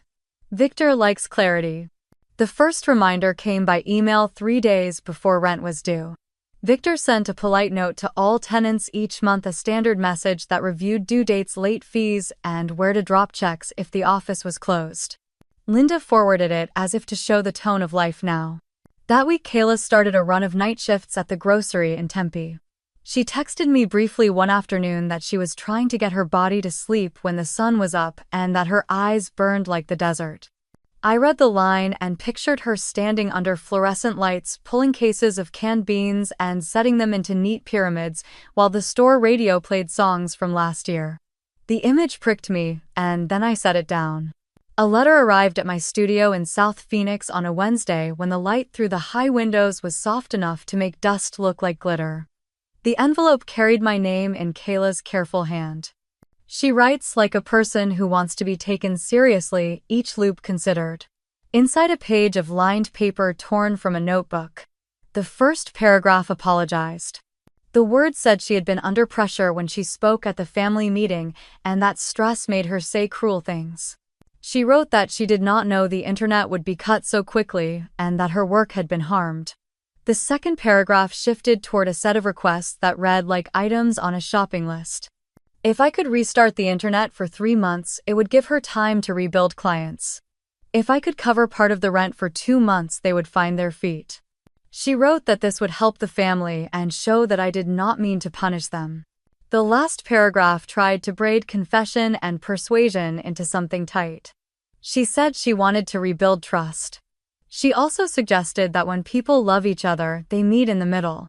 I read the letter twice at the work table with the tape measure under my hand. I let my first reaction blow through me like air in a vent. Then I laid the paper flat and smoothed the fold. I thought about Rachel Ortiz and the fence she helped me see. I thought about words and how they hold up or collapse when you lean against them. I slid the letter into a plastic sleeve and filed it under family correspondence in my binder. Evidence is not a weapon. It is a map you can point to when strangers ask where you have been. That afternoon, Linda called. Her voice held the thin carefulness of someone who has been walking on gravel. She said the transition had been harder than she expected.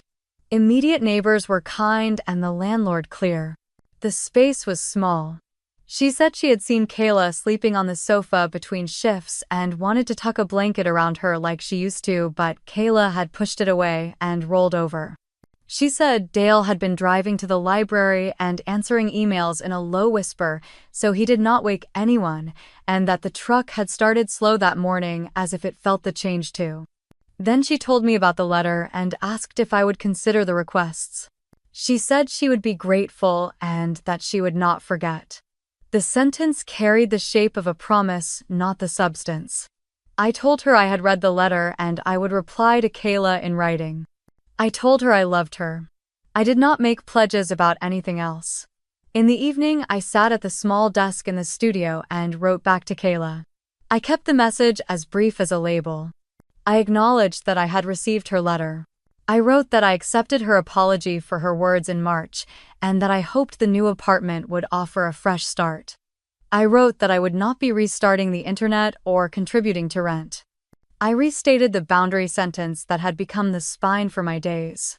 I will pay for services that live under my name and belong to my life. I will not be a backup method of payment for households where I do not live. I suggested that she contact the public library for free computer access and community resources, and that she call a financial counseling service offered through a nonprofit in Mesa. I included a phone number and hours for a reputable one. I closed with a wish that she would find steady work and steady rest. I sent it as an email so it would sit where other records sat. I got up and washed my hands to the wrists at the little sink. The room smelled faintly of eucalyptus from an arrangement I had made for a neighbor. I watched water run over my skin and thought about the way habits want to rebuild themselves like ivy. You cut them back and they come again looking for light and purchase. The trick is not to get angry at ivy. The trick is to keep pruning. The next morning brought a text from Kayla that did not read like thanks. The sentences charged in a rush and tried to pull me into a familiar ring. She wrote that she was drowning and that family is supposed to throw ropes. She wrote that I was the one with options and that my classes were a hobby. She wrote that I was mistaking pride for independence. I stood very still in the studio with the phone in my hand and the cooler humming beside me. I had a choice in that moment about what kind of conversation I wanted my life to hold. I set the phone on the table and let 20 minutes pass. Then I wrote a single line. Please send future requests by email. I will not respond to texts. I pressed send and opened the settings. I turned on the feature that silences her number. I did the same for late-night calls from unknown numbers because people who want to press on your boundaries will change masks when the first one fails. Victor emailed Linda a receipt when the first month's rent cleared. He added a reminder about the grace period for the next month and a note about a community refrigerator by the office that holds pantry items for tenants who might be between paychecks. The tone was steady and oddly human. Linda forwarded it to me with a line that read, "We will be fine." I wanted to believe her. I let the line stand without reply because I did not want to answer from a place of management or from a place of fear. I went to the studio window and watched traffic drift along the avenue. A city bus paused and exhaled and pulled away. A dog tugged a woman toward a patch of sun near the curb. I turned back to the work table and a sketch for a winter wedding near the canal. The bride's sister had written again and set a time for us to meet at the venue. I listed questions to ask about load-in and power and where the light falls at 5 in the afternoon. When I locked up at the end of the day, the air held that fall hush Phoenix gives you in exchange for surviving its summers. I tucked the family binder onto a high shelf where I could reach it but not bump it with my elbow. On the drive home, the sky moved through colors in slow bands. I did not swing by Mesa. I did not check next door. I did not think about notice periods or buckets under vents. I thought about ribbon and how it lies when it is cut clean and the ends are sealed and you hold it with the right gentle grip. At home, I opened my laptop and saw a delivery confirmation for the email to Kayla and an automatic reply from the nonprofit with a welcome packet. I filed both into the folder and closed the lid. I let my hands rest in my lap and breathe the way lungs do when the air in a room belongs to you. Then I reached for Sophie's mixing bowl and Mason's loaf pan and asked what needed chopping because sometimes the next right thing is not a sentence. It is dinner. The next few weeks quieted the way a street settles after a parade. Mason texted me a screenshot from next door with a short note that felt like a hand on a faucet. Marla had posted a reminder about HOA procedures and privacy. She explained in clean lines that first notices are meant to nudge and not to shame, that photos of private homes would be removed and that concerns belong with the office rather than in a public thread. The comments under her post shifted from curious to practical. Jim thanked the board for clarity. Patricia added a small note about watering early to save plants from shock. Then the thread slid out of view. The temperature of the neighborhood dropped without anyone naming the weather. At the studio, I tuned my attention to small work that adds up. I sorted ribbon by width and cleaned clippers and built supply lists that lived in my bag like steady friends. Word began to travel in the way it should through hands and eyes. A woman from the first class brought her sister. A bride from the afternoon session sent a coworker who needed calm more than flowers and got both. The nursery manager asked if I wanted to add a second Saturday, and I said yes because the roster filled with names I had not met yet. When I reached into the cool water for stems, my hands stopped trying to tremble. The winter wedding inquiry near the canal turned into a walk-through on a Sunday with high cold light.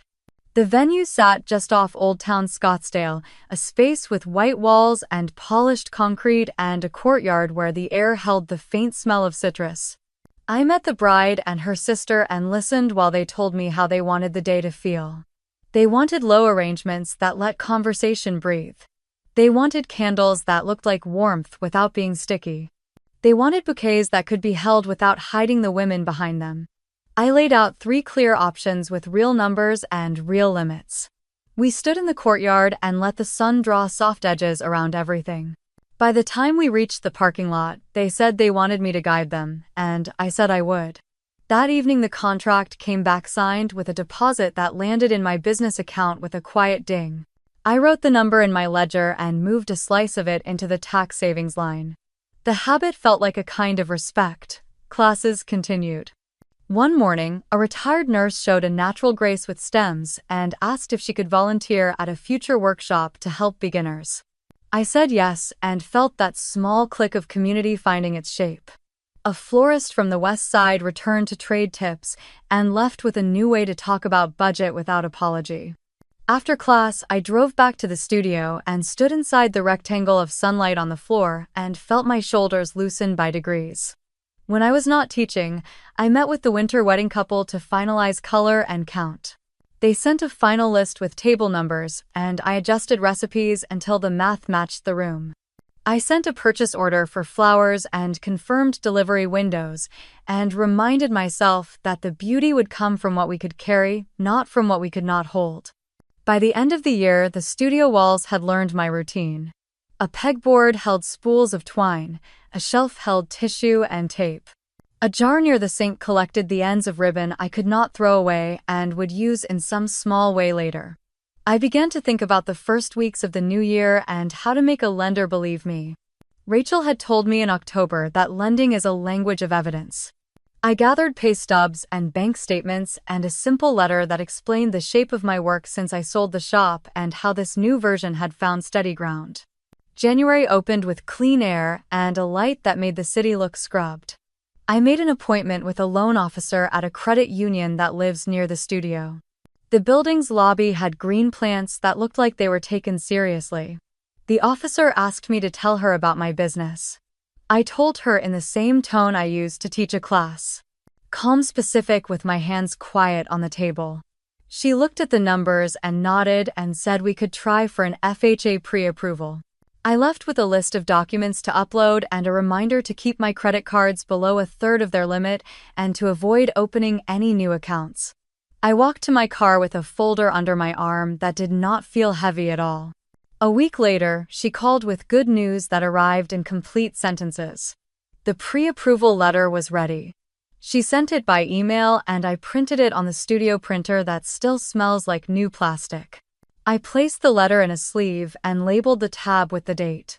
That night, Mason and Sophie clapped quietly in the kitchen and poured iced tea into small glasses like they were toasting with something stronger.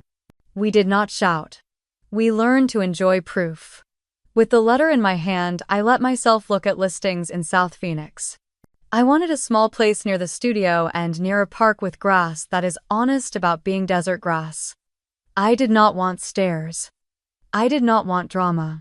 I toured 3 units that smelled like paint and 2 that smelled like something else. The 4th unit felt right as soon as I stepped through the door. A 1-bedroom with a small balcony that faced a courtyard tree. The kitchen was exactly wide enough for 2 people, with one of them taking a step back. There was a closet that would hold more than it seemed to at first glance. The afternoon light landed on the wall like a hand. I called the agent listed for the unit and asked to see the disclosure packet. I ran the numbers twice. I wrote an offer that matched the market rather than the wish. I included the pre-approval letter and a clean timeline. The seller countered with a small adjustment and asked for a close at the end of the following month. I agreed. I wired a modest earnest money deposit that would be applied at closing if all went well and returned if the inspection revealed something bad enough to make me walk. I made an appointment for an inspector to meet me on a Thursday morning when the sun would be bright enough to show cracks if there were any. While these pieces moved forward, I kept teaching and planning. The winter wedding took shape inside my sketchbook with little arrows that showed how votives should pool on linen and where a sprig of something wild could rest without leaning toward chaos. The couple sent their final payment and thanked me for keeping the room simple. The deposit for a spring event arrived through a referral from someone who had taken a class and surprised herself. The calendar on the studio wall began to look like a trellis a vine could climb. Inspection day came with a chill that made my hands wish for warm water. The inspector walked the small condo with calm steps. He checked outlets and faucets and peered into the panel and ran water long enough to know if a drain would sulk. He found a loose handrail on the balcony and a slow fan in the bathroom and a note about a valve that would prefer attention. He wrote his report in clear language with photos that did not pretend. I asked the agent to request a small credit for the fan and a repair for the handrail. The seller agreed to both without theater. The appraisal followed and landed right on value, no drama at all. The loan officer asked for 2 more documents and then wrote the words "conditional approval" in an email that made me breathe a little deeper. Through all of this, Nextdoor stayed quiet on matters that were not mine. Marla posted about a yard sale and a lost dog that found its porch. Jim shared a photo of a sunset from the end of our old street, and Patricia commented that the light looked kind. I read these small posts and felt the rightness of being a neighbor at a distance. The studio brought its own surprises.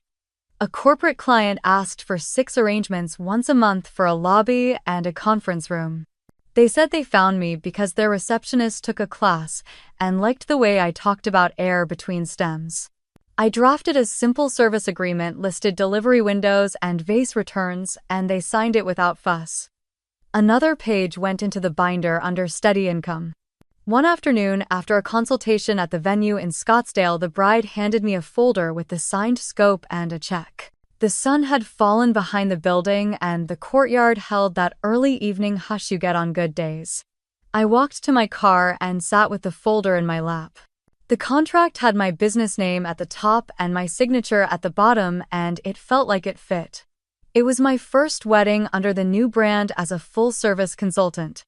I drove back to the studio and unlocked the door and set the folder on the work table like a small ceremony. Then I carried a chair to the balcony and took my sketchbook and a soft pencil and drew peonies and roses and eucalyptus, the way I see them when a room has been set right. That hour on the balcony passed without a need to narrate it to myself. The pencil moved and the lines made sense. The air tasted clean. The traffic on the avenue below came and went like waves you cannot see. When the light thinned, I went inside and washed my hands and put the sketchbook on the shelf where work in progress rests. The email from the loan officer chimed with a list of items for final review. I wrote myself a note on a yellow square to scan 2 more documents in the morning. I let the room go quiet again. The studio and the future sat together without arguing. I stood there long enough to feel gratitude come up from the floor. Then I turned out the light and locked the door and walked home by the long way so the night could do what it does with a person who is finally not running. Morning brought a thin stripe of light across the studio floor and the kind of quiet that helps a person decide. I scanned the last documents the loan officer needed and uploaded them. Then stood with my hands on the work table and let the calendar settle into place in my head. 3 days had been the hard line where one life ended and another began. 2 weeks had taught me that consequences arrive even when you do not invite them. 3 months had carried the sale of a house and the loosening of a knot I had kept tied for too long. 1 year stood there waiting steady and plain, an invitation to build without asking permission. January slid into February with lists and confirmations. The lender asked 2 more questions than 1. The inspection repairs were completed and photographed. The appraisal held. The email that arrived on a Tuesday afternoon used the phrase "clear to close," and I read it twice to feel it land. I signed the last set of disclosures at the studio table where my ledger lives, then walked outside and called Mason and Sophie to say that it was time to buy a few moving boxes. They answered like people who knew we had reached the place on the map where the trail evens out. Closing day in June felt different from the title office months earlier. This time the name on the papers was mine. The notary clicked the stamp with a rhythm that made me smile. I slid my hand across the page to make the ink dry and thought about all the lists that had led to this table. When the keys touched my palm, they made a small sound, not a cheer, more like a bell you hear through a door. I carried them out to the parking lot and pressed them into my pocket and stood there for one long breath before driving to the condo. The unit smelled like paint and sunlight. I opened the balcony door and the courtyard tree offered a little green breath. The kitchen held a neat row of cabinets that looked cleaner than anything I had used in years. I set a single bowl and a single plate on the counter and poured water into a glass from the sink and drank it standing up because I could not wait to sit. The living room needed a rug, and the bedroom needed a lamp, and none of that felt urgent. I placed a small framed photo on the counter to watch me while I carried in boxes. It showed the first peonies from my class, full and kinda record of a day when a room learned to breathe again. Moving did not require a caravan. Sophie drove the hatchback, Mason brought a dolly, and I rented a small van for 3 hours. We brought the cooler that would fit the corner by the balcony door, the folding table that would be a desk, and the bin of ribbon I cannot bear to leave in storage. I laid out the tools of work first because that is how my head studies. Later I slid a clean set of sheets over the mattress and placed a book on the nightstand as if that small gesture could establish a home. In the evening, we ate pizza on the floor, and Mason told a story about a customer who cried when a loaf of bread tasted like last summer. We laughed, and the sound did not echo. The walls had already begun to learn me. Life in the new place assembled itself like a bouquet made of ordinary stems. I learned the timing of the buses on the avenue and the way late light falls on the courtyard tree. I kept shoes by the door for a quick walk when my head crowded.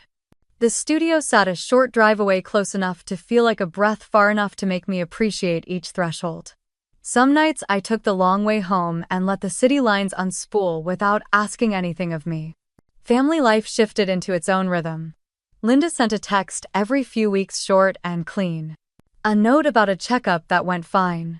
A picture of a potted plant on the mesa balcony, small and stubborn. Sometimes a sentence about a book she had finished. The messages arrived without conditions, and I answered in kind. I did not ask for news of bills or landlords. She did not ask me to carry anything. We had found a way to be mother and daughter without turning me into a net. Dale spoke through Mason one afternoon while we were setting up tables for a workshop. Mason said he had run into Dale in a parking lot near the library and that Dale had stopped him with a hand on his arm. He had said to tell me he was sorry for the years of quiet when a father should have made a different sound. Mason relayed the words without commentary, and I stood with my hand on a stack of buckets and felt the apology land where it needed to.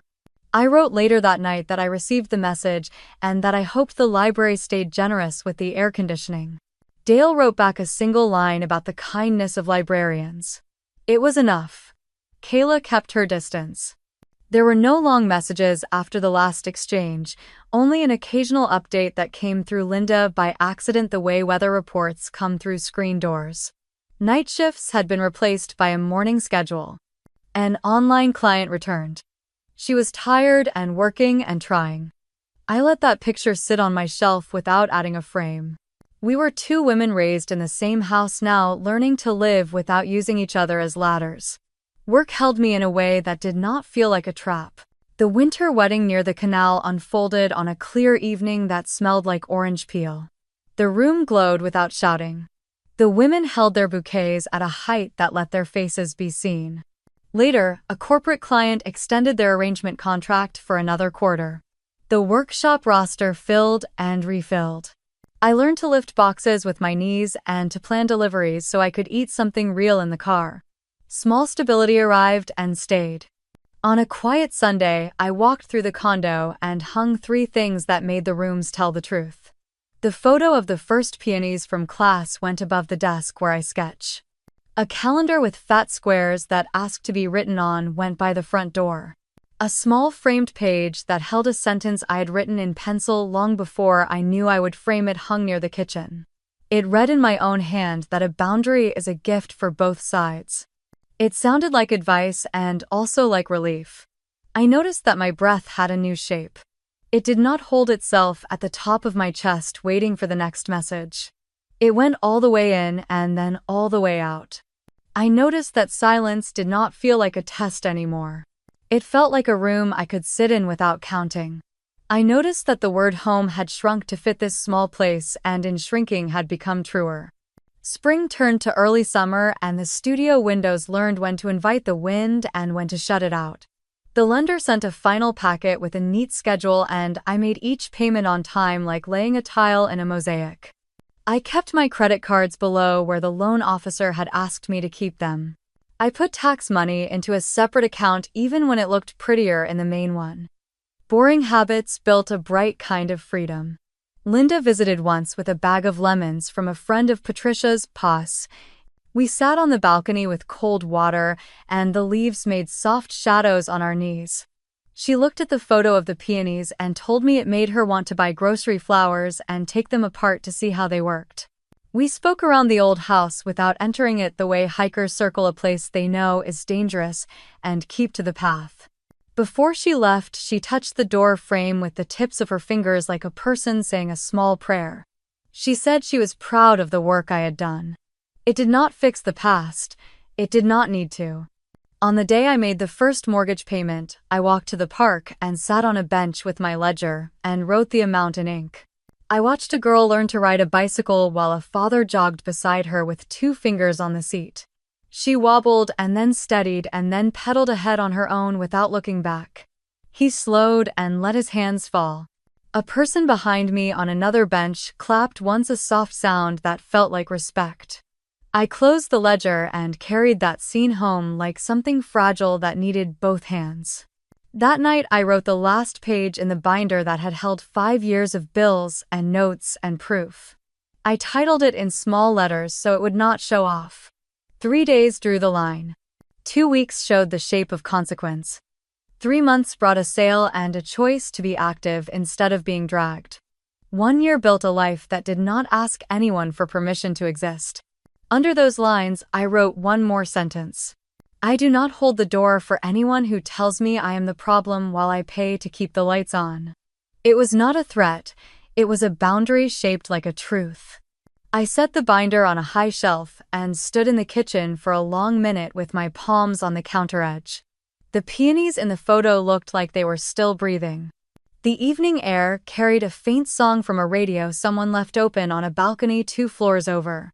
The city hummed the way a city hums when it is not waiting for drama, only for weather. If you have stayed with me to this last page, thank you.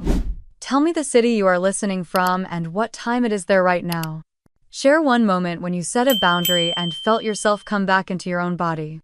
If this story gave you a place to breathe, subscribe so we can keep meeting here for the quiet kind of justice and the plain dignity of self-respect.